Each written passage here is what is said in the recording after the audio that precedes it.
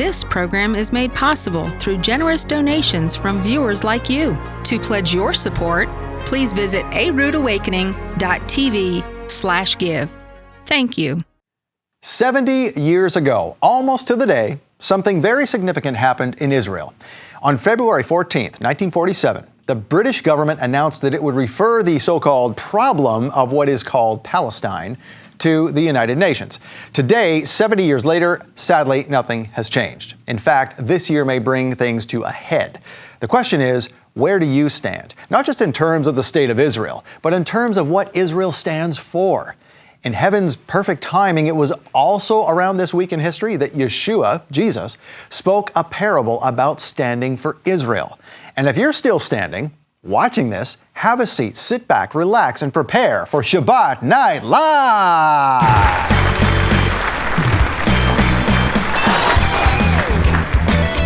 Michael, it's going to be a great show tonight. It will be.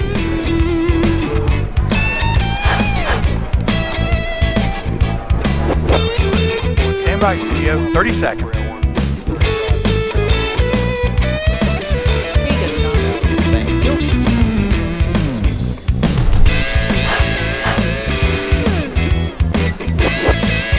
1 minute's air, Michael. Thanks.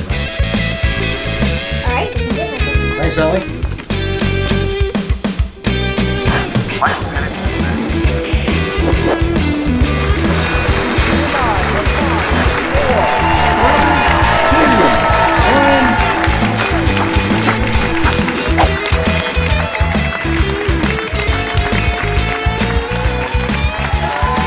Shabbat Shalom, Torah fans. Welcome to Shabbat Night Live. Passover is coming, as if you didn't know, and Passover tickets are now available. Yes, April 14th to the 16th will be here before you know it, and we're going to talk more about that in just a few minutes. First, however, if you are watching right now, and this is your first time watching Shabbat Night Live, you are in for a treat. It's a very special episode. Tonight, Michael Rood presents the 7th and final episode of the 10 Jubilees series. Tonight, we're going to see Elijah, Judah, and the 10 Jubilees. This one is going to blow your mind. You will just see how all of this comes together and what may be just around the corner in terms of real world events happening right now. In fact, we're talking about this year. It's an amazing revelation that Michael Rood was given, and tonight you're going to see every detail. So pay attention, watch the replay, maybe watch it several times. It will change your life. And right now, you can actually order the entire series on Blu-ray or DVD to share with family and friends. We even have it on audio CD if you like listening to it in the car. So order now, and you could save 20% off the regular price. This is your final chance to do so, by the way.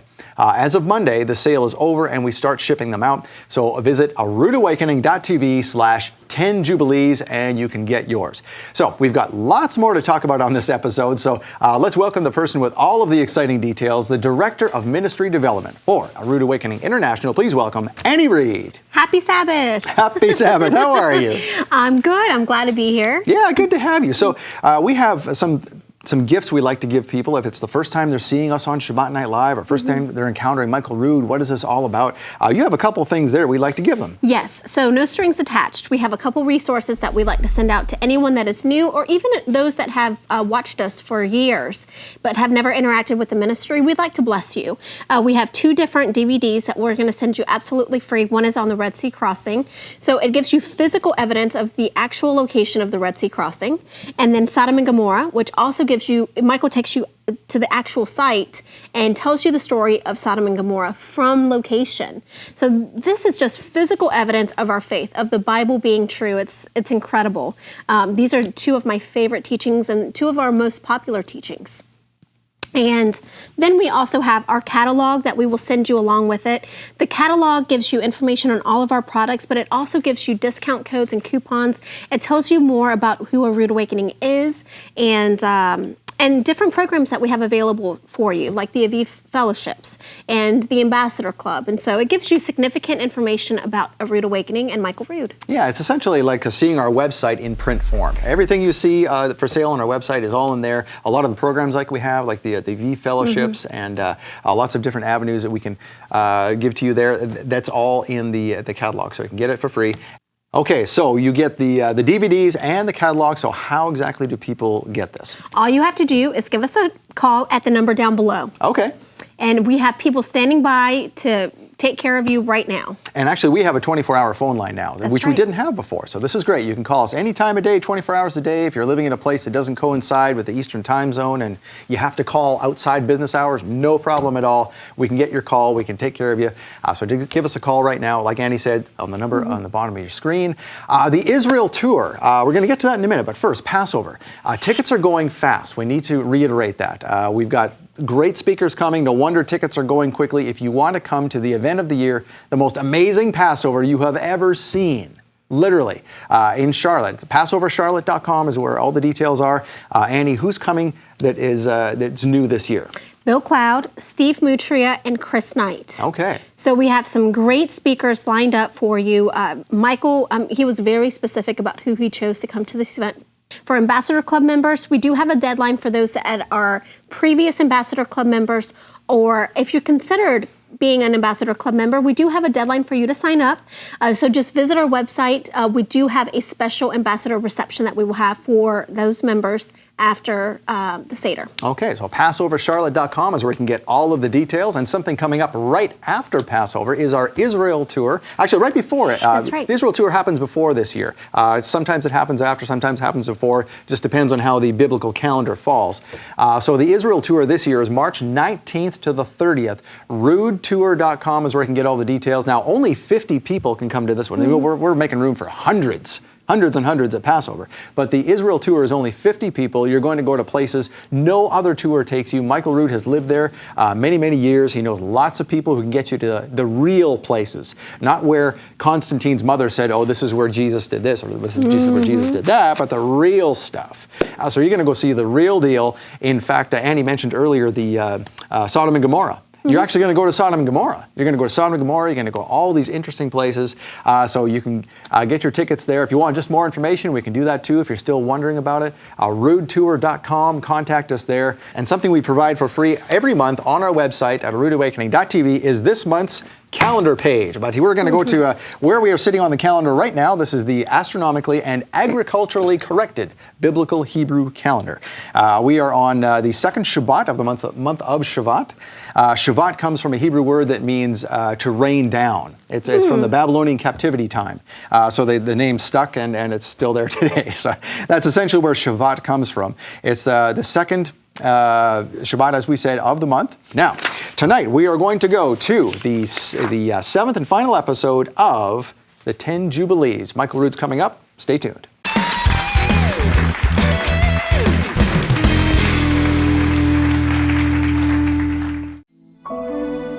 When Yeshua was invited to dinner with Pharisees, he rejected their man-made ritual hand-washing, an insult that would lead to his crucifixion.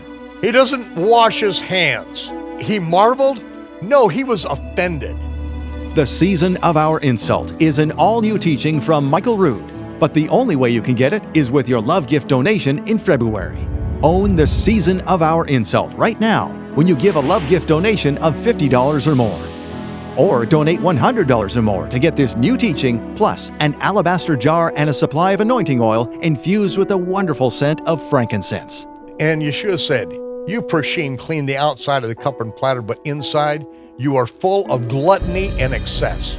You fools! Act now to get Michael Rood's new teaching, The Season of Our Insult, plus the alabaster jar and anointing oil. Hurry, make your love gift donation now, online or by phone.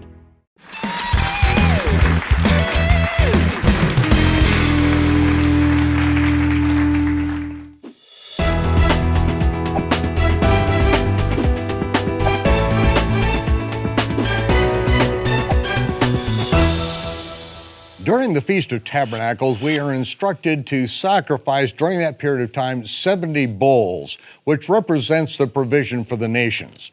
It was at the end of the Feast of Tabernacles that Yeshua sent out 70 disciples. Again, a shadow picture of the provision for the nations. Well, it looks like the 70 nations have gotten together in a preemptive strike together in Paris, and to report on this very event is Nehemiah Gordon giving us the Israel update. Nehemiah.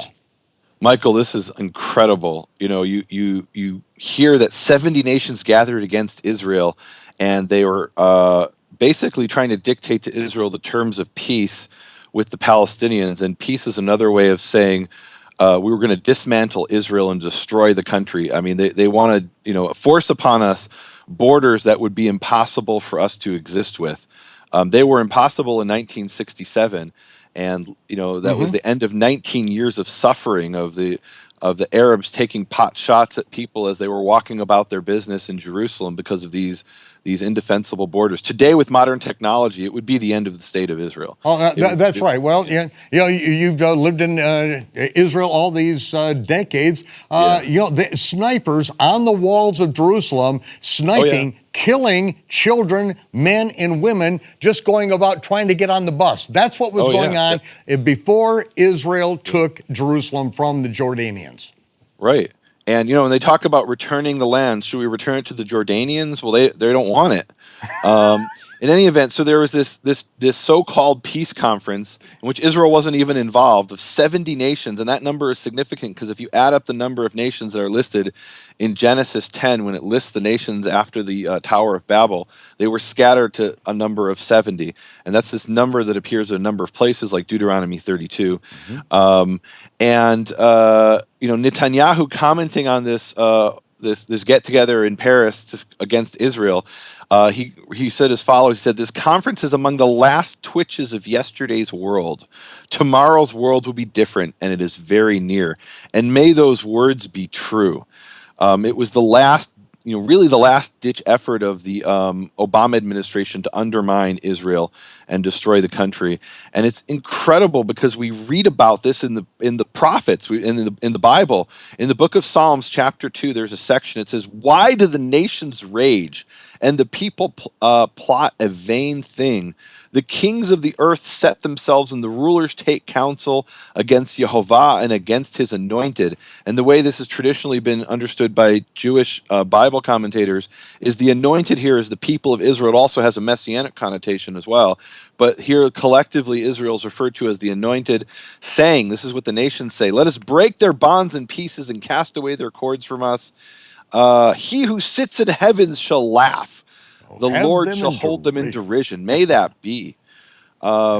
They're conspiring against God's people to destroy his people. 70 nations. I mean, this is talked about in Psalms too. This isn't a new thing. It happened in ancient times, and it's happening again today. They're coming against God's people to destroy Israel. And then the French foreign minister, whose name I'm going to butcher, Jean-Marc Ayrault, he told delegates that preserving the two-state solution is an emergency in the face of threats by, quote, colonization. So he's referring to Jews living in the land of Israel. My sister lives in the so-called West Bank on top of a hill, which they call a hilltop settlement. There's 1,000 people who live in that town. And my brother-in-law is a sixth-generation Israeli. His ancestors came in the 1830s, and he's being referred to as a colonist because he's literally has his house in the place where Abraham pitched his tent. In fact, it's called Genesis land because it's the place where in the book of Genesis, Abraham pitched his tent between Ai and Bethel. And that is called a Jewish colony. And what's incredible about this, Michael, is I open up to the book of Ezekiel and I read about where my sister lives and the fact that it's being called a colony. And look, Michael, sometimes I'll watch Fox News and then I'll switch over and I'll watch CNN. And these people live in two completely different worlds. It's bizarre. Yeah. I mean, it really is two different parallel universes or something like that these people live in. But then even on Fox News, they'll talk about Jews settling on Palestinian land. You can go to where my sister lives. What kind of historical ignoramuses they are. It really is historical ignorance. Jews come from Judea, Arabs come from Arabia. There is a place called Arabia. You can go to where my sister lives in this peaceful town of 1,000 people, look around 360 degrees, and as far as the horizon goes, you will not see a single Arab there. Not because we kicked them off their land, but because they never lived there. It's the middle of the desert. And they're living in places where Arabs never lived. Well, this is talked about in the Bible in Ezekiel chapter 36. He says, "You, son of man, prophesy to the mountains of Israel and say, O mountains of Israel, hear the word of Yehovah. Thus says Lord Yehovah, because the enemy has said of you, this is what the enemies of Israel said according to the prophecy, aha, the ancient heights have become our possession. It's unbelievable. It's like Right. Ezekiel was watching CNN and he heard the Arabs say, this is our land. Right. This is our land, it's our possession, and you Jews are settling on it. You're colonists. It's unbelievable. Ezekiel Right. talking about literally what's going on today, Michael. I mean, how does And it's Ezekiel know? amazing It's because, unbelievable. he is prophesying and seeing this time, thousands of years ago, just about, more than 2,000 years ago, and we're seeing this, and yet the blindness, the spiritual blindness of the world, it's just like there's something that has fallen over their eyes and they cannot see the hands right in front of their face. This is unbelievable that, a whole generation in America has grown up, basically indoctrinated, brainwashed by the Department of Re-Education, and there is no sanity left here in America. Well, I mean, it's the Jews are the indigenous population of Israel, and we're being treated like and literally referred to as colonists in our own land. Let me read you what Ezekiel says. He goes on in verse 3, he says, thus says Lord Yehovah, because they made you desolate and swallowed you up on every side. He's talking about the Palestinians and other invaders in the land of Israel, so that you became the possession of the rest of the nations. And actually, let me go back. He's speaking to the land of Israel, that you became a possession of the rest of the nations and not of Israel. They stole the land of Israel and made it a possession of theirs. And you are taken up by the lips of talkers and slandered by the people. And people here is the nations that surrounding Israel. Thus says the Lord God, or it says in Hebrew, Yehovah, to the mountains. Here he's prophesying to the land, to the mountains, the hills, the rivers, the valley. Michael, when I go to Israel and I've lived there and I walk through the mountains, the hills, the rivers, and the valleys, I hear these words of Ezekiel coming from Yehovah, echoing through the hills and the rivers and valleys. You feel it.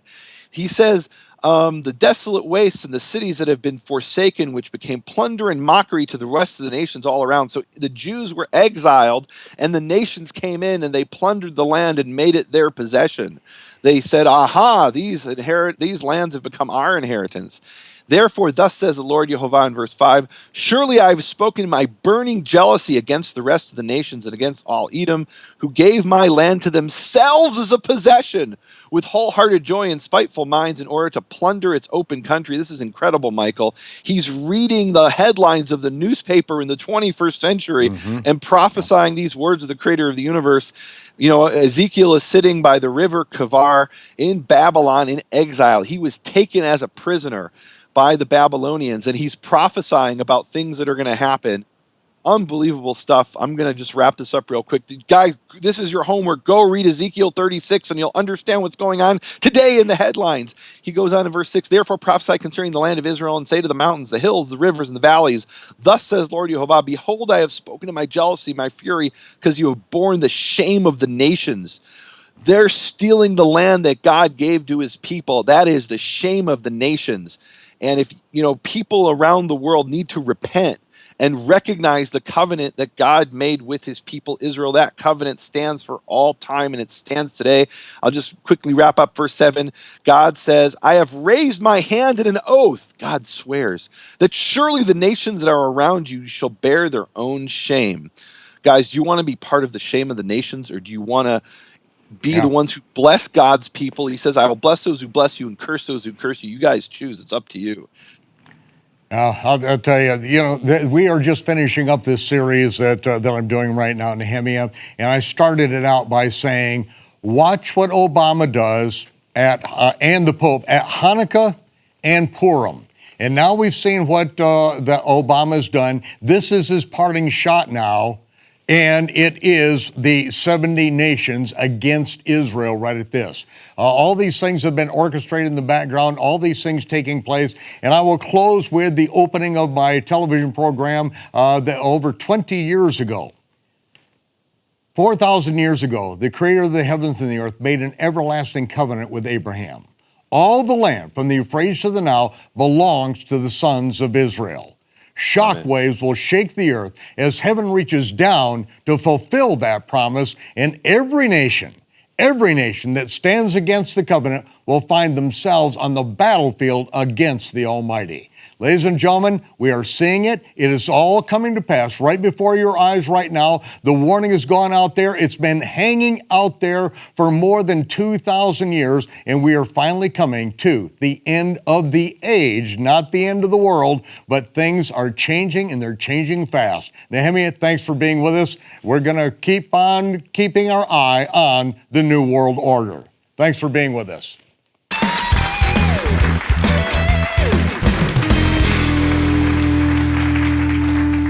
You are invited to an event that will stir your faith like nothing else. Passover, the road to redemption. Enjoy an amazing Passover feast as Michael Rood narrates the Messiah's final hours, death, and resurrection in detail you've never heard before. Plus, kids activities, youth activities, and biblical teaching sessions all weekend long. You'll even learn how to make unleavened bread like they do in the Middle East. Passover, the road to redemption, April 14th to 16th in Concord. Tickets are going fast. Get yours now.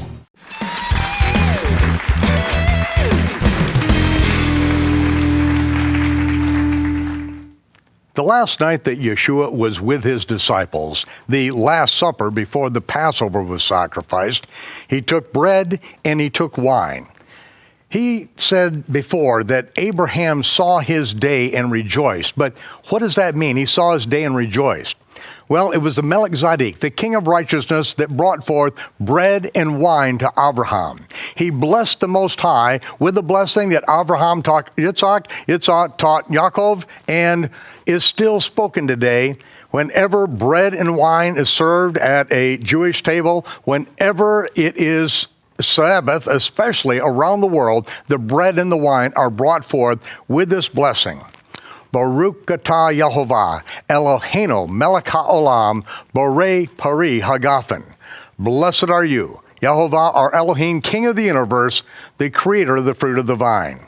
And Yeshua then said, Blessed are you, Yehovah, our Elohim, King of the universe, who brings forth bread from the earth. He said, this represents my body, which will be broken for you.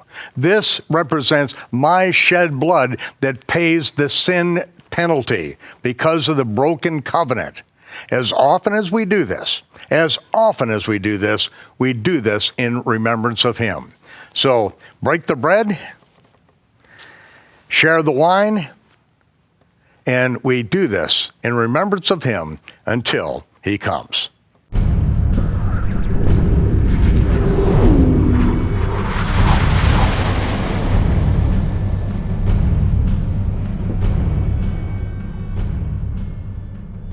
Were you not born for such a time as this? Or are you just an extra on the set? On March 26, 2001, sundown in Jerusalem, the astronomically and agriculturally corrected biblical Hebrew calendar hit the year 6001 from creation. After years of work, I made the final calculations to publish that the day or millennium of Yahovah had begun at that time. That week, unbeknownst to me, a large contingency of both Ashkenazi and Sephardic rabbis met at the western wall of the Temple Mount in Jerusalem and made a singularly significant declaration. The time of Jacob's trouble has now begun. They were well aware that 240 and one half years were deliberately subtracted from the elapsed time calendar on the modern Jewish calendar, 5762. That week, I learned that even the Masons understood that mankind had hit the year 6001. And every year since that date, the rabbis repeat the call to return that was issued on that momentous occasion. The seventh millennium had commenced. Less than 6 months later, a week before the Day of Trumpets, the two towers of the World Trade Center imploded, drawing America into World War III. The precursor to the beginning of the time of Jacob's trouble was the prophesied return of the Judeans, the Jews, to their homeland.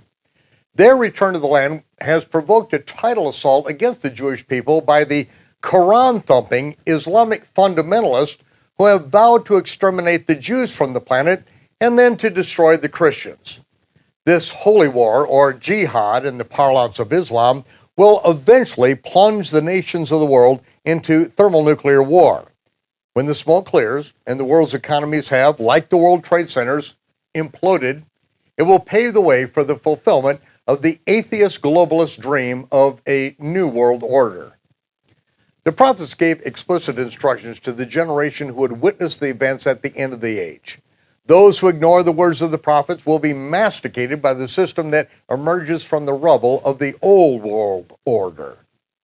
Many Christians have been primed for an imminent pre-tribulation secret rapture to preempt their participation, but no one will be leaving until the last trump on the Feast of Yom Teruah, nearing the end of the tribulation, just before the wrath of the Almighty is poured out on the earth. Jeremiah speaks of the day when Yahovah will bring Israel again into the land which he gave unto their fathers. And even though the nation of Israel was born in one day, on May 15, 1948, in fulfillment of Isaiah's prophecy, most of the Jews and the vast majority of dispersed Israelites have not even considered returning to the land. Jeremiah said that because of prosperity, the tribes would be dispersed for an extended period, but the time of Jacob's trouble will put an end to that prosperity and force the return of all the dispersed sons of Israel, both the Judeans and the northern 10 tribes of Israel. Jeremiah said that God would first send the fishermen, and they would fish them out of their exile. Then he would send the hunters to hunt them out of every cave and crevasse. Before the Second World War, most of the Jews in Europe were enjoying their exile. A few were fished back into the land by Herzl with the help of a growing troop of Christian Zionists who literally believed the Hebrew prophets. The majority of European Jewry did not want to go through the hardship of starting over in a hostile land that had been ransacked by Rome and the Muslims for 1900 years. But those that did not return willingly were later hunted out of every home, attic, and hiding place in Europe. They were mercilessly stripped of their property, their dignity, and for more than 6 million people, their lives. In the end, in one day, the modern state of Israel was born out of the labor pains of Judah's great tribulation. Before the Third World War began, most of the Jews in all of Israel were again enjoying their 2-millennium exile from the Promised Land. The majority of Jewry did not want to return to the land, and those that did return did not want the remnant of Israel to return unless they converted to the religion of Phariseeism. But in 2001, the beginning of Jacob's trouble, things began to get hostile. Muslim fundamentalists declared war on Christians and Jews. America was attacked, and 2 man-made mountains of brass, owned by an American Jew, came crumbling to the ground in New York City. 10 years later, in 2011, every Arab nation that was friendly or neutral to Israel experienced the Arab Spring, a revolution of the Muslim Brotherhood that was promoted and extolled by America's first president to bow, to grovel in submission to Muslim potentates.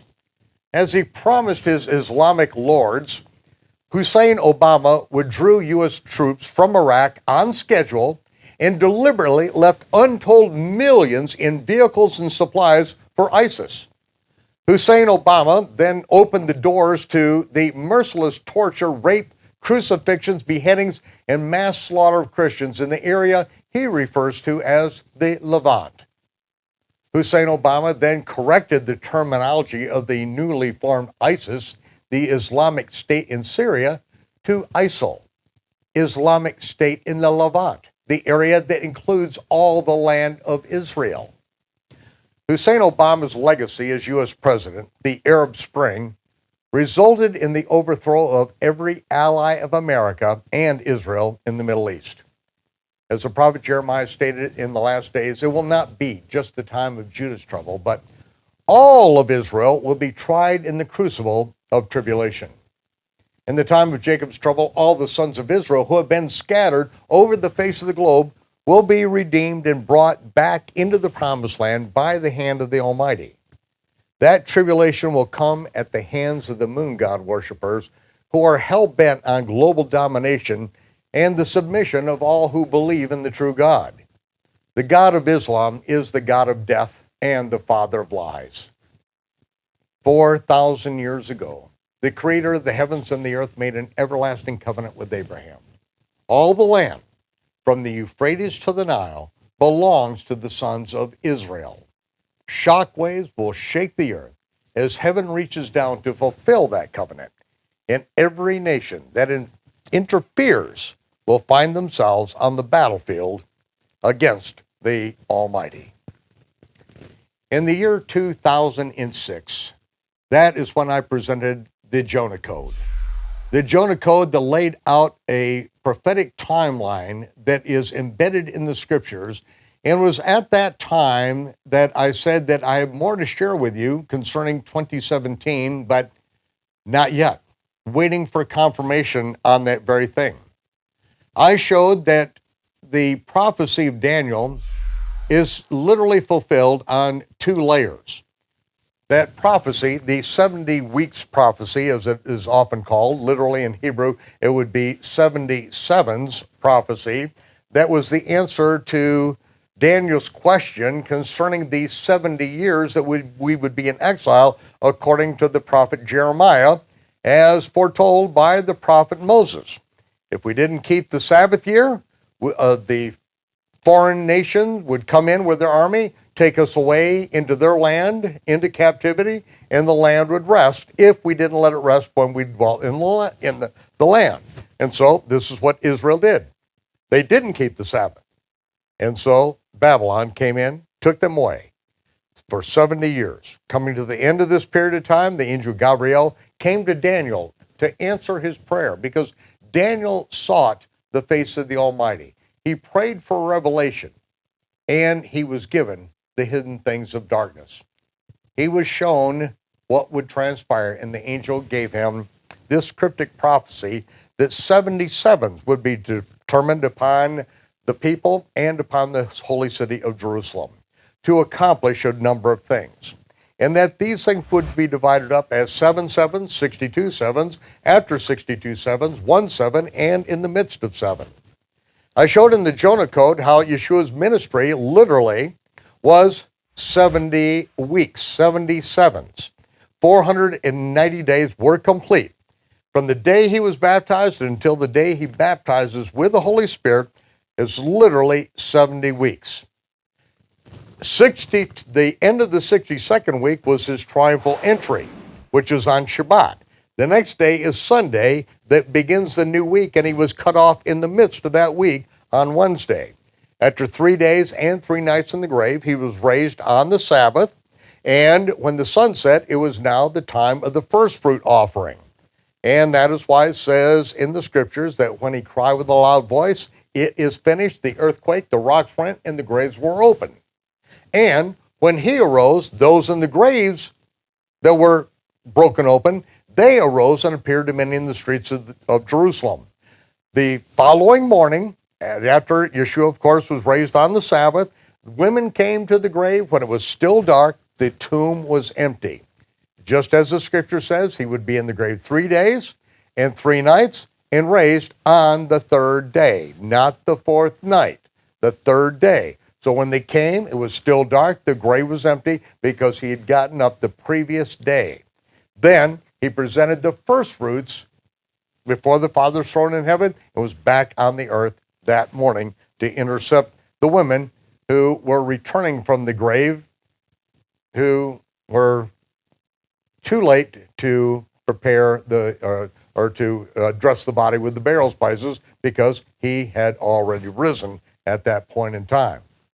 So it is that 3rd layer that we see, 3 days and 3 nights in the grave, raised on the 3rd day, and then from the day of first fruits, well, then we count 7 Sabbaths, 7 sevens to bring us to Shavuot.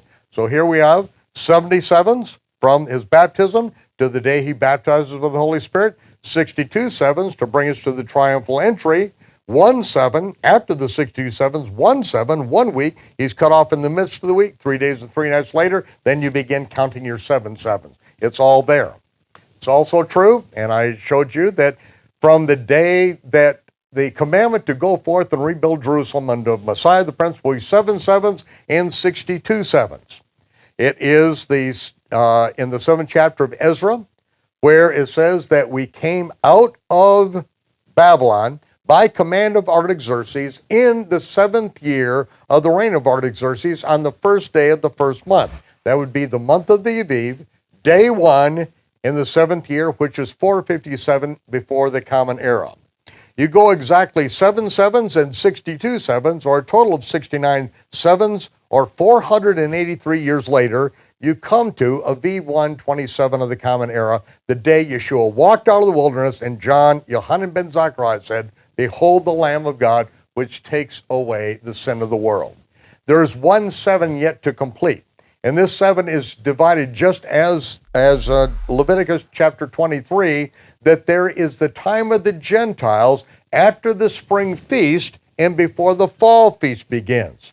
And this is the time frame that's set between when Yeshua came in as the prophet, "Behold the Lamb of God," and then the next marker begins the last 7, and that is the confirmation of the covenant, which is when the Ark of the Covenant is going to be revealed, the testimony that God put in the earth of his Son. That is what starts the last 7. And that is what I've been looking for. I've been calculating. I've been watching for this now for more than 20 years. I've been watching for this moment in time, knowing that there are legal prerequisites to the return of the Messiah, that he is not going to return any minute now. There are things that must take place. And so that third layer, I began to speak about this. And what transpired at that time and what opened the door to this is that for several years I have been attempting to figure out how to graphically illustrate Yeshua's ministry. And working with Camille, who was the head illustrator, the graphics department of Cornell University, she worked on this with me for a little bit, and I just couldn't get it to where it really made sense, that I really felt like this was it. And so a couple of years passed, and I was getting my groceries down to the Kibbutz Kinneret, and as I walked out with my paper bag full of groceries, walked out of the store, on a bright, clear day, I stepped out the door and I saw right in front of me in the sky, I saw the chart. I saw it in detail. I stood there and looked at it for well over a minute. Just looked at the details on it, on that chart that I saw in the sky. It's literally a vision. I walked over to a picnic table, tore the bag open, emptying the groceries out, and an hour and a half I spent drawing it out. And then I went to my office, and it took me a month and a half to do it in Adobe Illustrator to cross-check it over and over and over, to where we had the Julian calendar, which was put in place 42 years before Yeshua was born, and had the dates exactly right, and coordinating it with the day of the week, which is calculable down to a 10th of a day. It's just absolutely perfect. But the third layer of this was the sighting of the first sliver of the new moon, and coordinating that with the Julian calendar and the days of the week. And that is where I was then able to put the chronology of the Gospels all together. And what happened during this period of time, I began to develop the Jonah Code teaching. And it was 3 o'clock in the morning, the middle of the night, it hit me out of nowhere. What if the rabbinic calendar that bases the 13th month on a mathematical logarithm of 7 8-hour bets, or 13 months every 19 years, not based on the V barley, but simply a mathematical logarithm, so that Passover stays in the spring of the year. Because if you don't add a 13th month on a regular basis, then you will find that you have a calendar just like the Muslims. It goes all the way around the year as far as the solar year is concerned. But the biblical calendar, the ripening of the barley, which is a phototropic spring crop, ripens according to the amount of rain, and then no rain, the amount of sun, etc. And it ripens according to those parameters, which the Almighty is in charge of those every single year. And so it hit me. What if they added an 8-hour bet onto that year? And as soon as that thought hit me, I immediately thought, how stupid of me not to ask that question before. Why not ask that years before? Because people would ask me, why is it, if this is true, that I'm saying that the feast of the Lord are the prophetic shadow pictures, that the Almighty runs the universe according to his calendar and his time clock, whether we know about it, recognize it, live by it or not, makes no difference to him. He does not spin the world around what we do not understand. If this is true, why did Israel become a nation in one day on a nothing date? This prophecy that Isaiah spoke that it's never been heard before, that a nation is born at once, a nation is born in a day. As soon as Zion travails, she shall bring forth her children. It speaks it in the prophetic perfect tense, but that's what it's talking about, that Israel's children prevailing and then bringing forth in a day, in a moment in time. And yet May 15th, 1948 was a nowhere date. And I couldn't explain it. It just didn't, I couldn't explain it. And then it hit me. And I thought, why did I not think of this earlier? This is elementary. This is stupid, I thought. And then I recognized, no, the Almighty opens our eyes when he wants our eyes open. Behold, now is an acceptable time. The context is it's acceptable to him. It doesn't matter what we think. He does not run the universe according to what we want. It is a time that's acceptable to him. And just the question coming up at that point. It took me a few hours, and as I showed you, my books of calculations, thousands of calculations for the new moon and all, it didn't take me long. 5 minutes to look it up on the internet. The modern Jewish calendar, they calculated an Adar Bet that year. That's easy. Now I have to go back 3 years, and I have to begin figuring when the new moon would be sighted and when, historically, according to when the barley is normally aviv in the land of Israel. I started doing the calculations back in 1942, 43, 44, going all the way, 1948, into the spring of 1948. And when I got there, I saw it's not necessary to add an Adar Bet this year. And so, doing my pages of the calendar, I'm putting the dates, the pagan dates in. I'm putting in, okay, here's the first day of the month. Here's the 10th, the Passover lamb would be selected. Here's the 14th, Passover lamb would be killed. Here is the weekly Sabbath during the Feast of Unleavened Bread. Now, at the end of the weekly Sabbath, this is the day of first fruits. We count our 7 Sabbaths, and I keep numbering the pages. I turn the next page. I turn the next page. May 15th, 1948, the 7th Sabbath of the counting of the Omer. This is what we were told to do forever, ladies and gentlemen, right there in the Torah. It tells us to count these 7 Sabbaths forever and never tells us why. Why do we do this? Why are these 7 Sabbaths important? Not only do they bring us to when the Torah was shouted down from Mount Sinai, but there is a prophetic shadow picture in the future that there is no indication in the Gospels that Yeshua fulfilled anything concerning these counting of these 7 Sabbaths. In fact, the day of his ascension breaks that whole pattern there. There's a break in the pattern. What's going on? It's a 10-day break. He was seen of 40 days, and that Pentecost literally means the 50th. He was seen by 40. That means the ascension was 10 days earlier. What are these 10 days? What is this 10 that is missing from there? Well, at that time, I said that I see a third layer here. Because one of the things I saw, General Allenby entered into Jerusalem in 1917, December 12th, 17th. And then one Jubilee series later, 1967, Israel takes Jerusalem. The next Jubilee in that cycle would be 2017. I also saw that May 15th, 1948, you go 70 years into the future, as we were 70 years in exile, 70 years in the future, it's 2017. And so I asked the question then, and I've asked it for years after that, has not the Almighty shown us his Jubilees? Well, I was shocked to find out that it would be 10 years later asking that question for 10 years.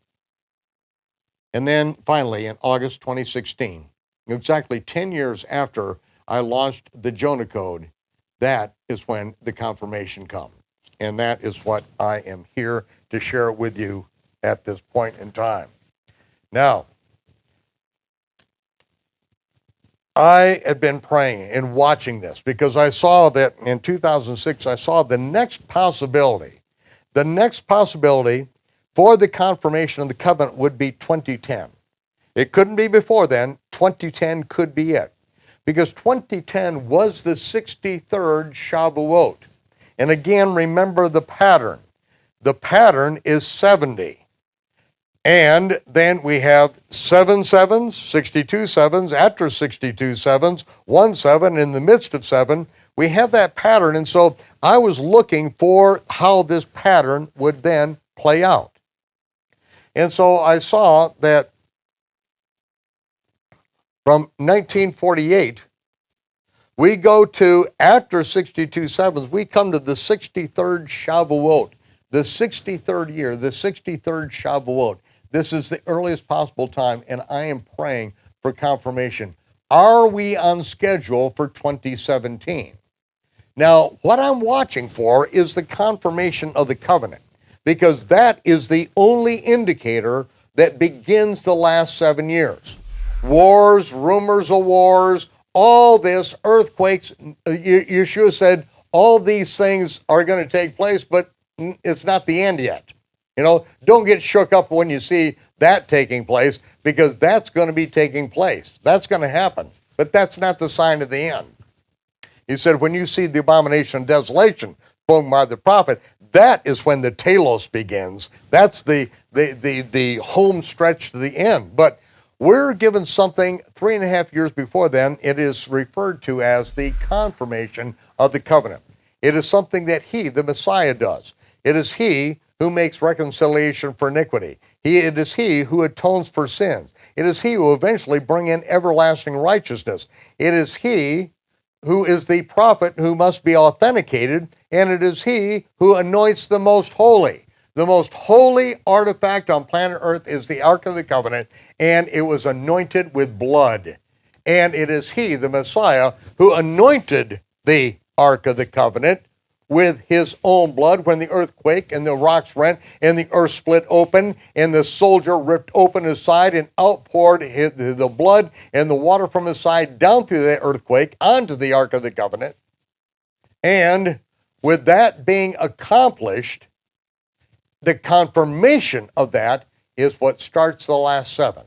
It will be the end of the time of the Gentiles. Not that the Gentiles cannot be brought into the family of faith after that. No, it's just the blindness in part that happens to Israel will be ended. That is what we're talking about at that particular point in time. And so I am praying about this, and I am up in the Galilee. I'm praying about this, and then I hear, call an emergency convocation. In exactly 1 week, it will be the 63rd Shavuot. And so, I put it out on the internet. I put the word out around the world. I said that for the last 10 years, every year we have been gathering together at the southern steps of the Temple Mount for Shavuot. This 63rd Shavuot is indeed a most momentous time. We are praying for confirmation on 2017, to know where we are on the Creator's calendar and to know what the Almighty wants us to know about this.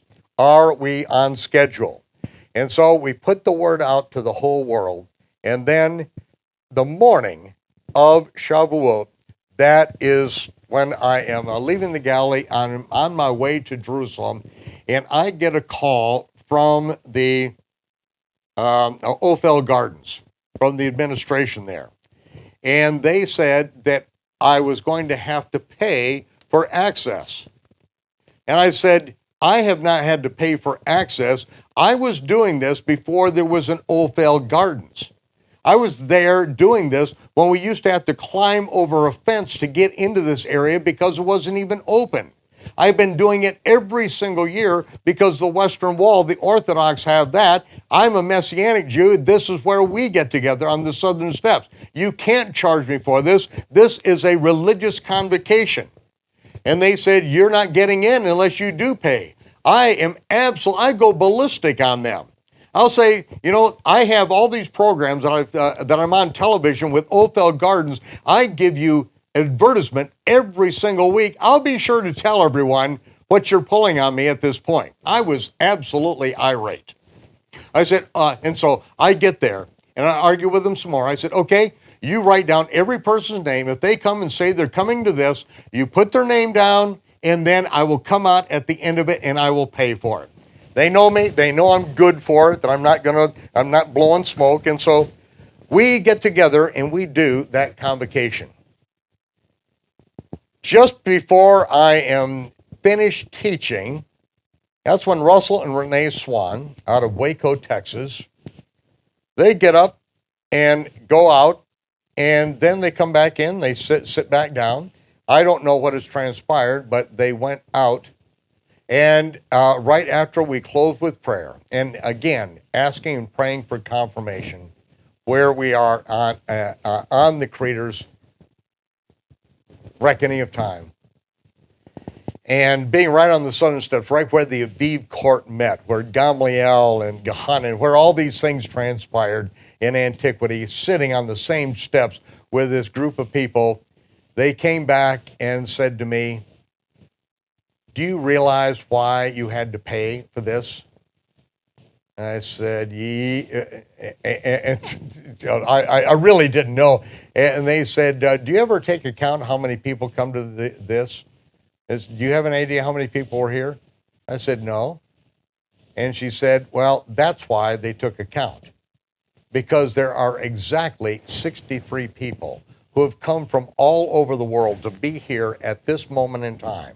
Exactly 63 on the 63rd Shavuot. That's why you were charged for the first time in your life. Because you wouldn't have taken account for yourself. They took account for you. Well, I knew that things were not ramping up, that we were not going to see the confirmation of the covenant there in the fall of 2010. But that was what we prayed for. Are we on track for 2017? Because 2017, that is the year that we're watching for. That is the first time, or the next time after 2010 for the confirmation of the covenant. And that is what we are watching for and waiting for at this moment in time. Before we continue on, before I take you into this final journey, we're going to stop right now because I want to give you the opportunity to participate in this ministry. And it doesn't matter when you see this, you're going to be watching this. Most people in the world are watching this on YouTube. Why? Because YouTube gets this out free of charge to the entire world, and it costs us thousands and thousands to do this. Others are watching this week as it goes out on the various networks that we pay to put this out on.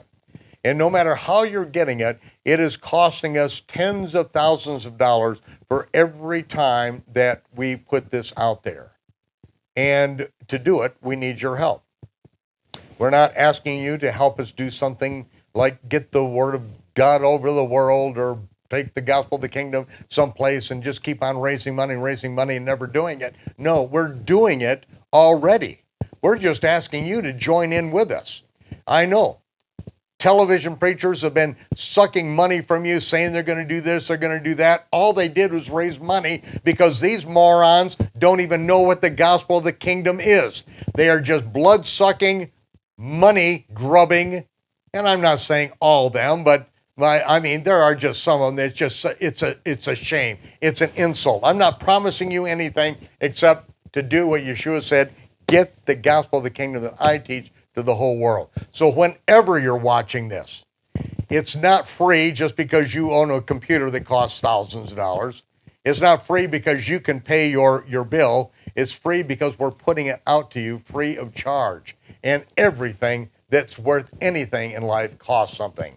So here, I'm asking you to don't muzzle the ox. We have freely given. Now it's your time to freely give. So here you go. You got 2 minutes. See you in just a minute. Well, 2 of them.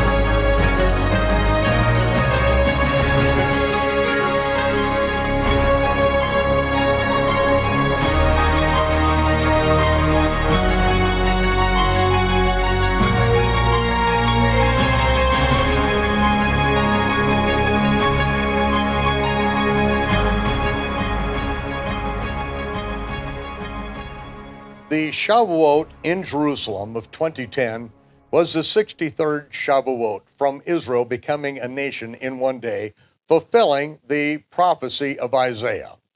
That happened on the seventh Sabbath of the counting of the Omer, which is May 15th, 1948. However, no one on planet Earth knew it. Why? No one was working on the restoration of the ancient biblical calendar.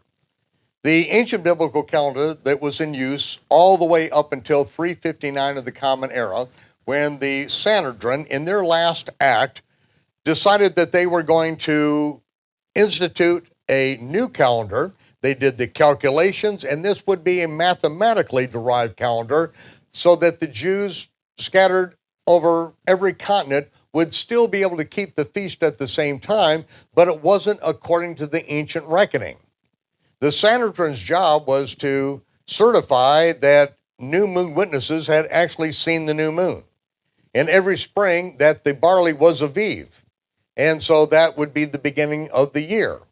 But with the destruction of the temple and the first fruits of the barley being no longer offered, there were things that just were not done. And since Constantine put the death verdict upon anyone who would be in the future ordained into the Sanhedrin, and the old members of the Sanhedrin knew that when they died, that would be the end of the Sanhedrin, they decided to shut themselves down and to go into exile early, instituting a calendar that they said that they would keep until the Messiah comes. They made Takanot. They made a law which changed biblical law. They cited a ma'aseh, an act of the rabbis, which served as a legal a legal precedent that would allow them to make this change. But Yeshua said, do not follow the Takanot and the Ma'asim of the Pharisees. They say they follow Moses, but they do not do what Moses says to do. Yeshua said specifically, don't follow them. Yet, what has happened is that those who say they follow Yeshua really don't listen to him. They don't do what he says to do. And a lot of them want to follow what the Pharisees did because it makes them feel, all cozy with Judah or something. But I'd rather feel cozy with the Messiah and be obedient to him than to come up with and follow along with this new calendar system. Well, the whole world was following that calendar system, or that was the only one they were aware of. And so in 1948, no one on the planet knew that Israel became a nation on one day, fulfilling this ancient prophecy,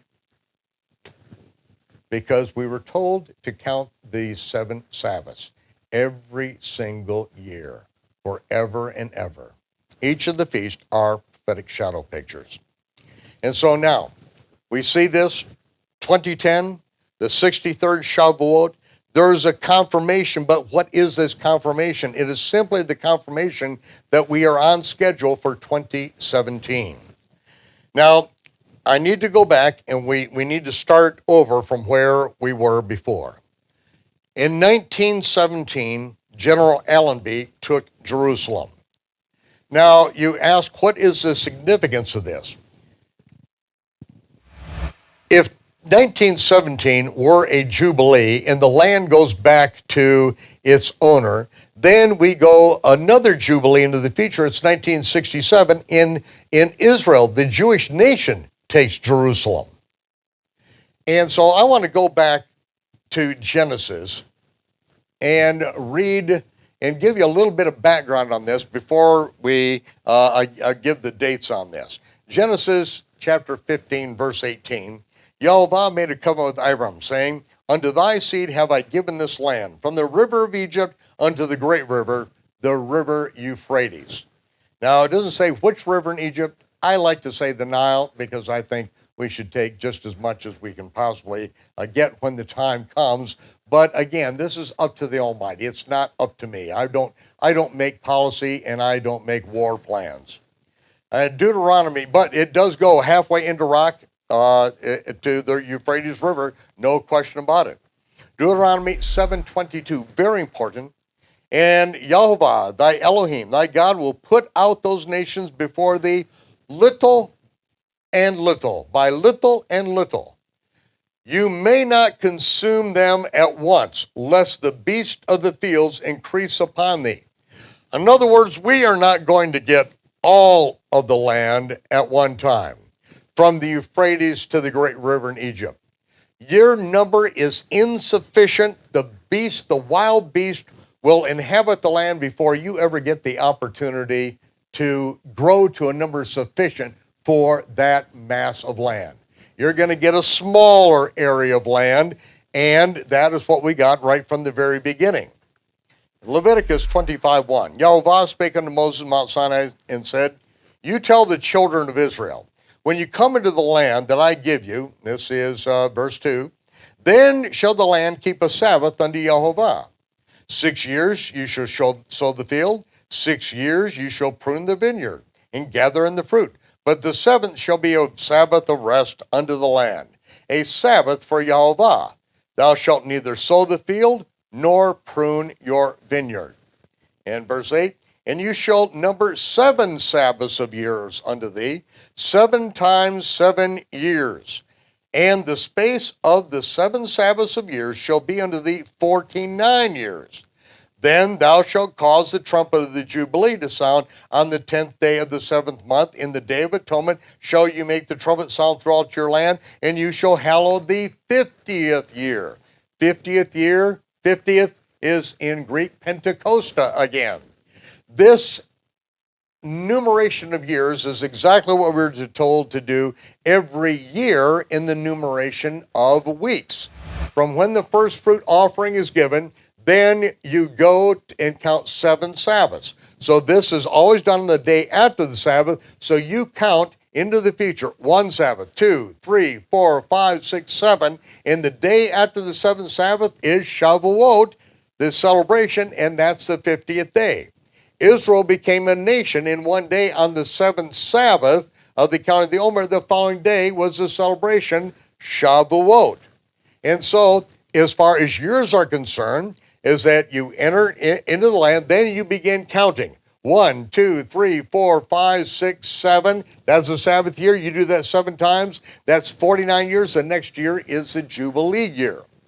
Now, there's been some confusion, and that's why I had Nehemiah Gordon come on the program, who is a textual scholar, Hebrew textual scholar, and he is reading text in works that will never be translated into any other language. They're just in Hebrew. It's just not a concern of anyone else on the planet.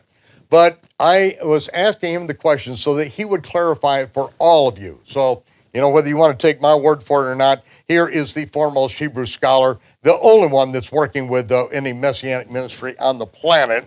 And so he laid this out, is that the Jubilee year is the 50th year. And after the 50th year, you count 1, 2, 3, 4, 5, 6, 7, and that's the Sabbath year. There are those modern rabbis, just in the last 50 years or so, that have tried to say that the first year after the Jubilee is actually the first year of the next series. That, he says, is nonsense. That what they are trying to do is to justify something that the rabbis admitted when the temple was destroyed. They said that when the temple was destroyed, they no longer calculated the Jubilee year. Meaning 49 years, and so it goes every 7 years. There's never a Jubilee that's intercalculated. And so whoever comes up with a Jubilee period, according to this system, is just plain going to be wrong. The modern Jewish Jubilee certainly is not right, because it was instituted in 1952, and between 1952 and now, it's been more than 50 years. I was born in 52. There would have been a Jubilee calculated, and so it would throw it off by a year even at that. But again, they have not calculated Jubilee because, number one, when we lived in the land, we didn't keep the Sabbath year to begin with. That's simply letting the land rest. The Jubilee is a much bigger situation. It's not just letting the land rest, which it did the year before, and then resting that year. I am going to read, continuing on, Leviticus 25 and verse 10. And this 50th year you shall proclaim liberty throughout all the land to the inhabitants thereof. It shall be a jubilee to you, and you shall return his possession unto every man, and you shall return every man to his family. A jubilee shall that 50th year be to you. You'll not sow, you're not going to reap that which grows of itself, nor are you going to gather the grapes of it in your vine undressed. For it is a jubilee, holy to you. In the year of Jubilee, verse 13, you shall return to every man his possession. And if you sell aught unto your neighbor, or you bought aught from your neighbor's hand, you shall not oppress each other. According to the number of years after the Jubilee, you shall buy of your neighbor, and according to the number of years of the fruits thereof, he shall sell to thee. According to the multitude of years, thou shalt increase the price. According to the fewness of the years, you shall diminish the price. So, if it's immediately the next year after the Jubilee, you know that you're selling it for 49 years. You get a big price. If it's 3 years until the next Jubilee, the person that buys that land knows that he has to return it to you. It's all about the land going back to the original owner. And this is what we see with Israel. When you come into the land, you shall let the land rest. When you come into the land, after it's rested 7 times in a 49-year period, the next year will be a jubilee. So if you've sold any of this land to your neighbor, it comes back to the original owner. And there are some stipulations concerning Levitical land and land that's inside walled cities and all, but that's not germane to this particular situation. What I am looking at and what I see in 2006, number one, Israel becomes a nation in one day on the 7th Sabbath of the count of the Omer, and nobody on the planet was aware of it. If we go from that day, Shavuot, and we go 7 years into advance, we are at 2017. That's just a number, 70. Except it's a number of great prophetic significance. That's how long we were ejected out of the land. Now, this will be how long after nearly 2,000 years of exile, we come back into the land. 70 years. I think that's significant. I look at these 7 Sabbaths, 62 Sabbaths. I look at the 63rd Shavuot as being significant to let us know if we're on track. What happens? I call a holy convocation. Exactly 63 people are there. There are people that had to fly around the world to get there. There are people that don't get there, even though they've flown around the world, they don't get there in time for the convocation, because if they did, we wouldn't have had 63 people. They made it into the land, but they didn't make it to the convocation. They were never counted for that prophetically significant moment in time. So I'm looking at this in 2017, but I also see that in 1917, General Allenby takes Jerusalem, and this was really a miracle, ladies and gentlemen, because from the silver birds flying over the land of Israel, they dropped leaflets telling the Arabs to surrender, the Muslims to surrender. Well, Allenby and Allah in Arabic script look just about identical to your average Arab. They thought that Allah was sending them a message to surrender, and so they did. And Allenby, when he made his triumphal entry into Jerusalem, he did it on 12/17, December 17, and he made a point. He got off from his vehicle. He would not ride through the streets because the king, Yeshua, rode into the streets of Jerusalem on a donkey. He then walked through. He said he will not ride through when the king alone should come through. And so on December 17th, he came into Jerusalem, and by the act of the League of Nations, this is when Israel, Jerusalem, that city, became no man's land. Didn't belong to anyone. It was technically no man's land.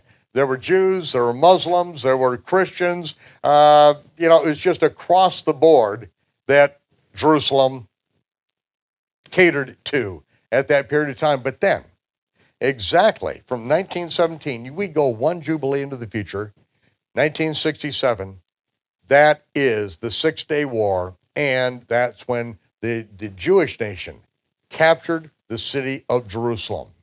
They had been under siege. They had been, the merciless, slaughter of the people at the hands of the Jordanian Muslims had been going on for that entire Jubilee cycle, and then finally they take it.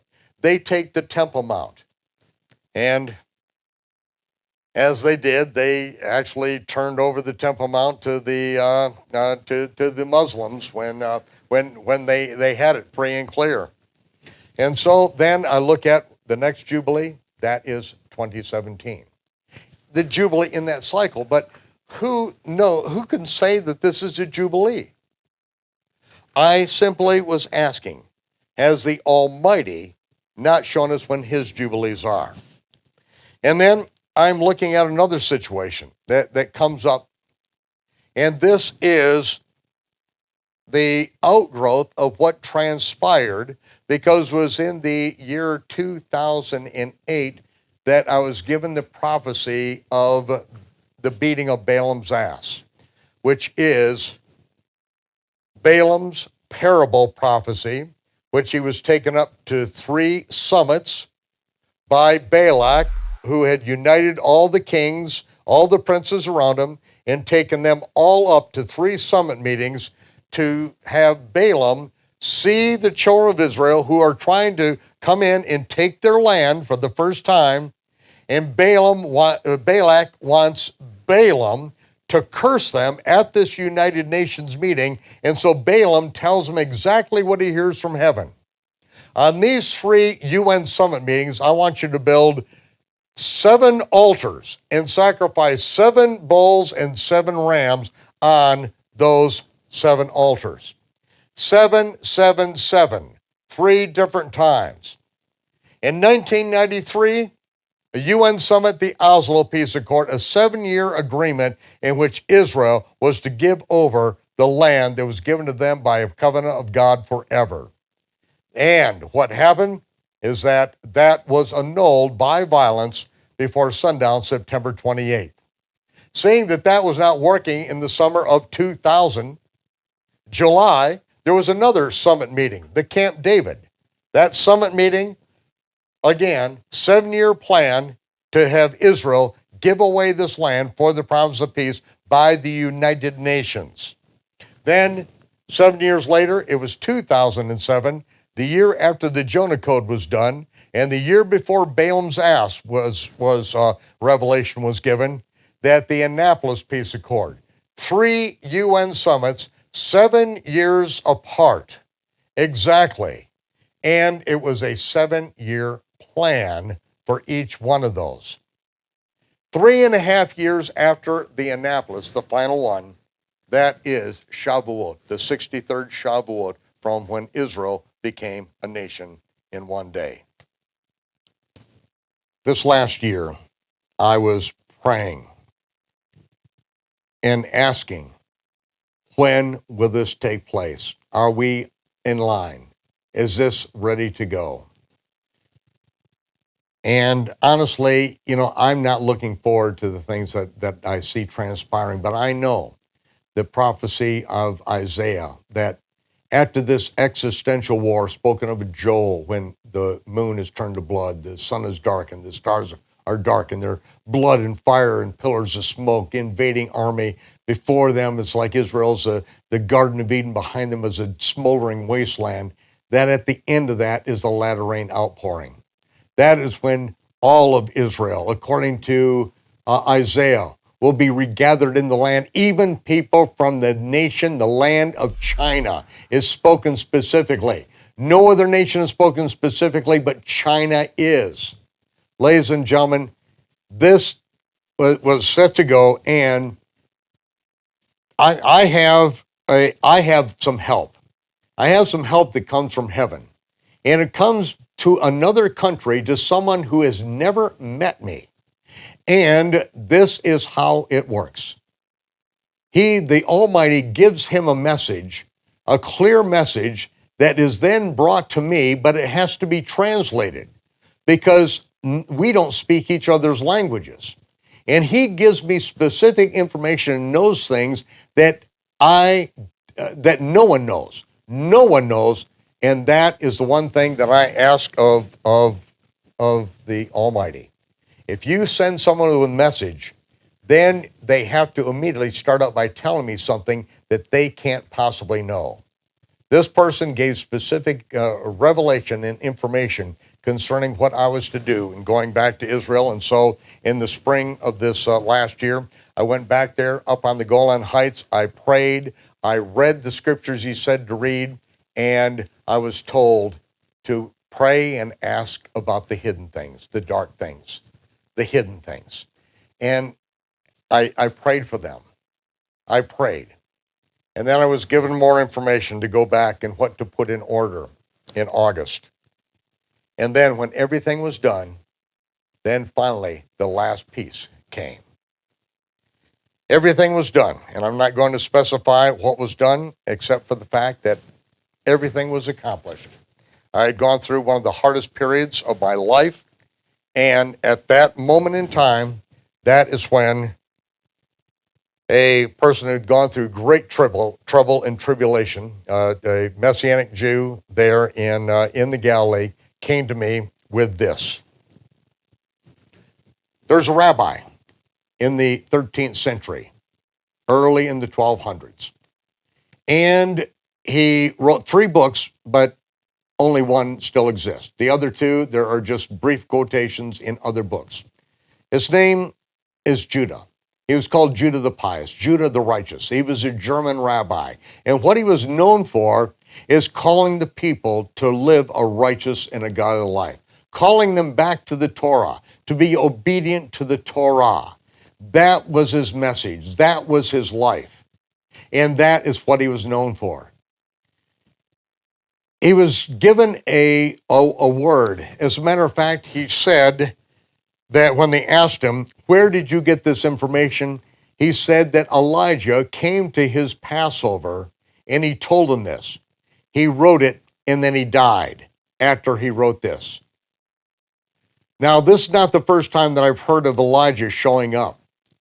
And the first time I heard it and believed it, Nehemiah Gordon told about when he was a child and was sent to the door and was sent to see if Elijah had come to their Passover. He opened the door and he saw a man there and he knew it was Elijah. It scared him. He shut the door. He walked away and never told anyone. Years later, he said, I've told one other person, I'm going to tell you, Michael. And then he made it known on the Open Door series, and that's why I broadcast this. Because I saw Nehemiah Gordon, an Orthodox Jew who turned Karaite Jew. I saw him being led by the Spirit, and I knew he was being led by the Spirit to make discoveries that no one could possibly make. Now, we are going back to 1217 and Judah the Righteous. Judah was given this prophecy. For 8 Jubilees, the Ottoman Turks will rule Jerusalem. For 1 Jubilee, Jerusalem will be no man's land. Then for 1 Jubilee, it will be in the hands of the Jewish nation, which hadn't existed in nearly over 1,000 years. The next Jubilee will begin the end time Messianic age. This is what he wrote in 1217. 300 years after that, 300 years or 6 Jubilees exactly, 1517, the Ottoman Turks come to full power and they take Jerusalem. They take Jerusalem for exactly 8 Jubilees until 1917, when on 1217, December 17th, General Allenby takes Jerusalem.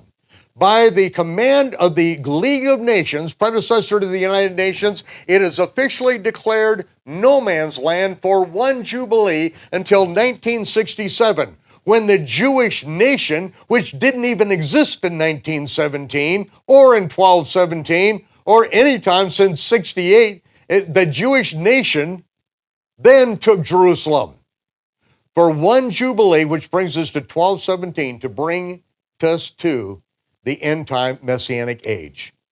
I prayed for all those years. Has not the Almighty shown us his Jubilees? These are his jubilees. He sent his messengers, he sent his prophets to make known these things, and Judah the righteous, a Jewish prophet, because it doesn't matter where the Christians are on this or the rest of the world. It matters where Israel is and what Israel understands, because Israel is God's chosen people and is the land of Israel where the Jubilees will go back to the original owners. Now we come to the time of Isaiah, chapter 49, the acceptable time with the Almighty. Israel is brought to the brink of extinction. There is no hope whatsoever for Israel to survive. But can a mother forget her sucking child? Maybe, but I can't forget you. And the Almighty crushes the invading army. Zechariah's thermonuclear war, which has killed 2/3 of the people, and the people of Zion cry out, I've lost all my children. Where are all these children coming from? They're coming from the ends of the earth to the land of Israel. This is what is about to transpire, ladies and gentlemen. At the end of this war, which has been prepared, you have voted for it. You wanted change. You're getting change, sweetheart. It's coming your way. You wanted change? How about some economic collapse? How about thermonuclear war? How about the shaking of the entire earth that's going to end the time of prosperity, and it's going to cause all of Israel, not just the Jews, but all of Israel, which, remember, Israel is older than China and India, yet China and India are both over 1 billion people. If the children of Israel were all still in the land of Israel, how many would they be? They'd be over 1 billion people. They've been scattered. And where are they? Where they are is going to end, because in the time of trouble ahead, they are going to be regathered into the land of Israel. You can say, like the Jews of Europe, hey, I'm more American than I am Jewish. I'm more American than Israel. Why would I want to go there? Well, wait till you see what happens, ladies and gentlemen. Then you'll understand why the Almighty said, this land is yours. It's yours forever. Get ready. Get cleaned up. It is time to get ready, because the beginning of the Messianic age, the end-time Messianic age, is upon us. The confirmation of the covenant. Watch this fall. Sundown, September 23rd, will be the Day of Trumpets.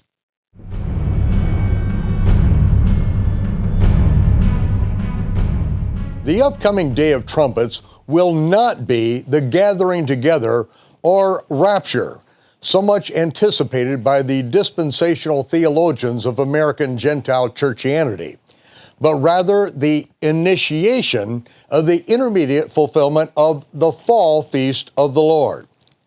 Nuclear war will level Damascus and bring the nation of Israel to its knees, right where Almighty God wants them before the revealing of the Ark of the Covenant on Yom Kippur.